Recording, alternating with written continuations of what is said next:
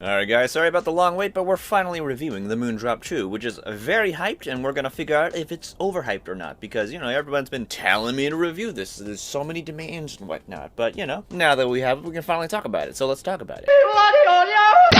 Alright, first of all, a couple notes. No one sent this out to me. I bought it myself, because I was genuinely curious if they were good or not, because there's so much hype around it in the community, and because of that, it did take a while to ship here, but now that we have it, we can finally review it. However, I should also note that this is gonna be more of a gaming review versus an audiophile review. Yeah, I'll still go on the whole audiophile aspects. I'll talk about the lows, the mids, the highs, soundstage and whatnot, but I'll be explaining how that'll affect its performance in games in particular. So with that being said, let's get started. Yes, in lovely Moondrop fashion, we have a beautiful waifu today. This one is very elegant in traditional clothing. But before we get too distracted, let's open up the box and pull out our IEMs, which have the cable connected. We also get a carrying case, some fancy ear tips, a set of ear hooks, and of course some paperwork.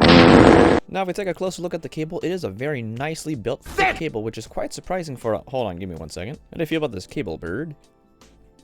You like it?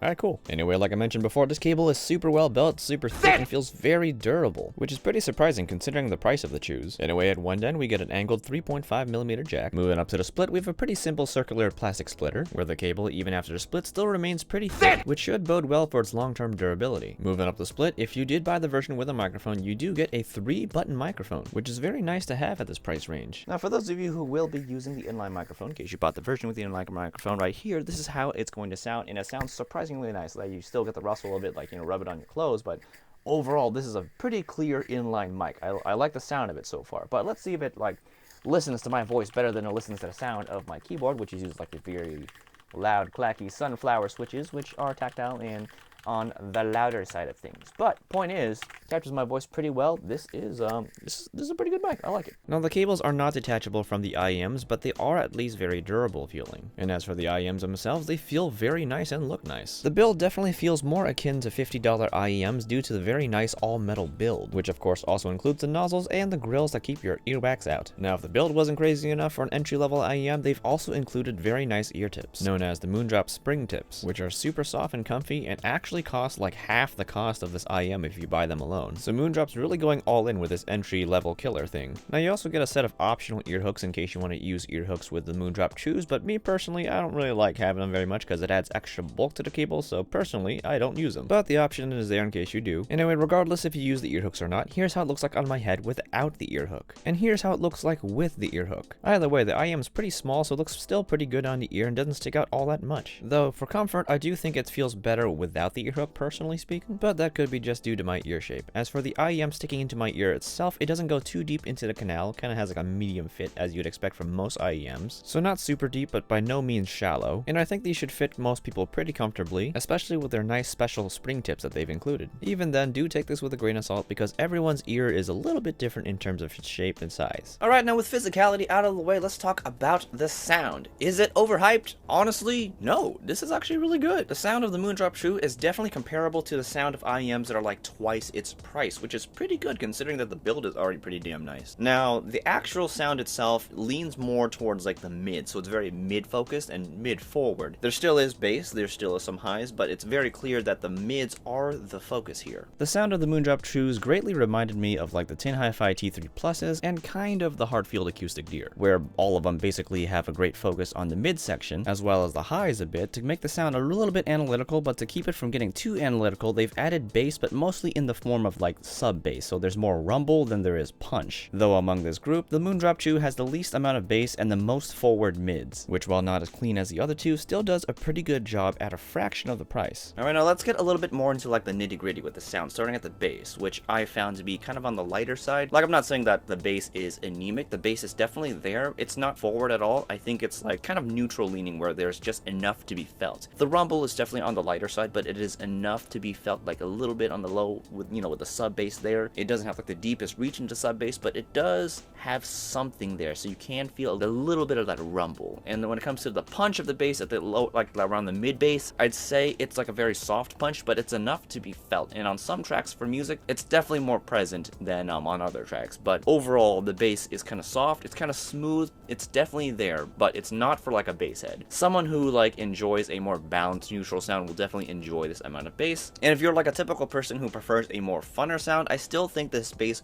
would be just bare minimum enough for you guys. Now as we get to the mids, it's pretty obvious that the mids are very forward, and some people have described the mids to be shouty, which I can confirm. The mids can get a bit shouty sometimes. They're very, very present, very loud, but on the bright side, they're at least very detailed and very clear. Though at sometimes at higher volumes, the shoutiness of them kind of drowns out a little bit of the details due to how forward the mids are. Now the highs, just like the mids, do have a forward presence, but also like the mids, can provide a pretty good amount of detail and a pretty good amount of clarity. The range of it is also pretty nice, though I did find it to get a little bit harsh and sibilant at times. The harshness was definitely most noticeable when there was a lot of sound going in the high range and in the mid-range at the same time. There's just a lot going on, and it definitely can be a bit much for people who are like very high sensitive. Moving on to the soundstage and imaging, I'd say it's about average. Like, the soundstage is small because it is an IEM. IEMs have a small soundstage, and within the IEM world, regarding its soundstage, I would say it's about average. Like, the width of it, it may be a little bit above average, but the depth is just okay. Headroom, when it comes to like the height of the soundstage,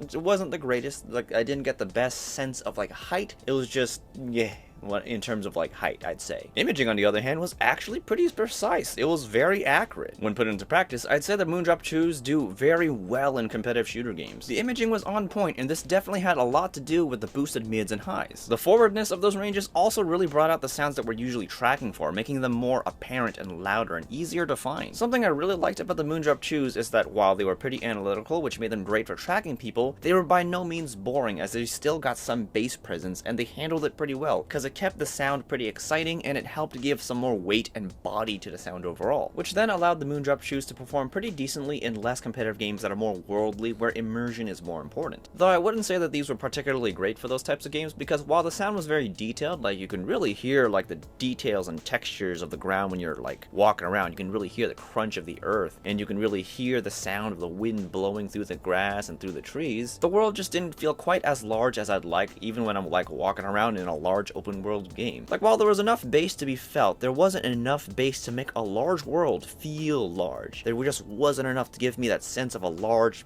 bodied world that I'm in. It was a bit light on that oomph, if you know what I mean. So yeah, for like less competitive games, at best, it's decent. Now then, I'm willing to bet that a lot of people are going to want me to compare these to the Moondrop Arias because, well, they look very similar, and they're made by the same company. They're both made by Moondrop. But, for comparison, I would say they're kind of different from each other, especially in their approach. Like, the Moondrop Arias definitely take a much warmer sound approach compared to like the Moondrop Chus, and you know, because of that, they also have more bass. I do think the sound is a little bit cleaner than Moondrop Chus too, in terms of their presentation, due to like the shoutiness of like the mids here compared to like the not shoutiness of the mids here. I think the mids just kind of come off cleaner but more recessed than the Moondrop Chus. But in terms of like gaming, the Chus definitely would perform a lot better for like more competitive games, whereas the Moondrop Arias do better in less competitive games. However, when you switch like, you know, the roles, the Moondrop Chus only do decently in non-competitive games. And while the Moondrop Aria does really good for non-competitive games, it still does pretty good for competitive games. The Moondrop Aria does essentially both pretty well, but excels more in like non-competitive games, whereas the Moondrop Chus really excels in competitive games and does non-competitive games okay. Well, with all that being said, I'd say the Moondrop Chus are definitely worth the hype and are really good for gaming, especially like more competitive games, while doing just, you know, okay in non-competitive games. And considering the price and what you get in the build and everything, this basically destroys a lot of IEMs within its price bracket, below its price bracket, and even several times above its price bracket, just because it sounds so nice, it's built very well, and it's just overall a really good package at just $20 to $22, depending on if you get the mic version or not. But this is also considering if you're going for this type of sound. This definitely isn't going to do it for people who are looking for a very bassy sound, or a very relaxed sound, or a very smooth sound. So do bear this in mind before you purchase the Moondrop Chus, because I know there's a lot of hype going around about it, and a lot of people are saying it's amazing, but it's only amazing to a certain demographic. Like, you know, like I said, if you're like really into bass, you're not going to enjoy these at all. At least for music anyway, because gaming's a different story, even if you're a bass head. Like, you can be a bass head and still want this set purely for competitive shooters, which I can understand, but to each their own, know your purpose, and take everything with a grain of salt, because sound is kind of like subjective, where we all hit a general ballpark and we essentially argue about how things sound with each other all the damn time. That is the life of being an audiophile. nobody agrees with each other. We kind of agree with each other. And occasionally, we really disagree with each other. But, you know, that's just how things go. So, you know, grain of salt, but this is the general ballpark of what I've heard from using them. So, if you do want to buy the Moondrop Chus, I'll leave a link in the description in case you do want to buy it. It will, you know, give me a kickback to help run this channel and whatnot. So, with that being said, if this video did help you out with your purchase decision, or maybe you didn't want to buy it, maybe you do want to buy it, you know, all up to you, do leave me a like, subscribe for more content, hit that notification bell if you want to know when I'm posting next. Also, I am on Twitch on occasion. Do come by, watch me play, watch me die. That's just the world of this game. So, you know, Twitch, I am there. But yeah, that's it. This has been the Moondrop Chu. Definitely worth the hype for a lot of people, but not for those who are really into bass. So, I guess I'll see you guys next time.